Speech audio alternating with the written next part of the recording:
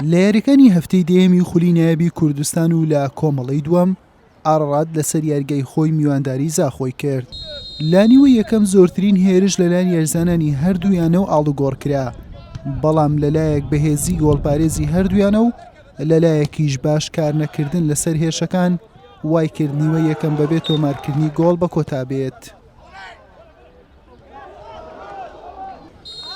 لە نیوەی دووەم ڕکابەری گۆڵ تۆمارکردن بەردەوامی هەبوو، بەڵام یەکسانی باڵی بەسەر یاریەکەدا کێشا تا خولەکی 86 کاتێک ناوژیان فیکەی لێدانی سزای بۆ زاخۆ لێدا.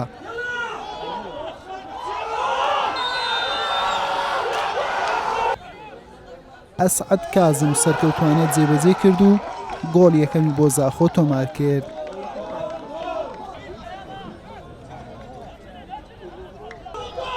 دوای تەنها یەک خولەک هۆگر عەبداڵ توانی گۆڵی دومیش بۆ زاخۆ زیاد بکات.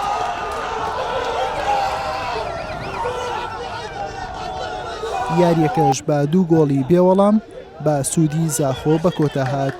طبعا فريق ارارات نشوى فريق صانع فريق باشتري فريق اوجد الدوري ده خاصه مجموعه مدى بشتي مرحله دوي بوري فريق وانا قال برهبيك ياري كلي بقينات بس افريكا يعني ام هاتن بو سي خالب دسخوفا بين دا ام سيري الاستيهار مضمون والحمد لله افريكا فريق ما شوطي اوليكا لازم احسم كربا فرصه بدس مكتن لاعب استغلالا كرن شوطو دي فريق ارارات بشكي وكيل بيجن قفاشتن سر دفاعي مكرو ومن دفاع ببوسنجي فريق وانا تقريبا وكيل بيجي خلال الوسط ده ودفاعي ده شيء او خلال الوسط جما استغلال كفريق ما وكيل تدي تيجي جزاء بوقتك وصدهات يعني مهاره لاعبي وهاللاعب يجي تنفيذ كرو جولينات وجولات بيجي وكيل بيجي لاعب ما يعني او خلتي الدفاع وانا ابيدي كرن استغلال كانوا جولات بيجهات بەمەنجامە زاخۆ بووە خاوەنی 19 خاڵ و پارێزگاری لە پێشەنجی کۆمەڵەکەی کردو نزیکتر بوویەوە لە قۆناغی کۆتایی.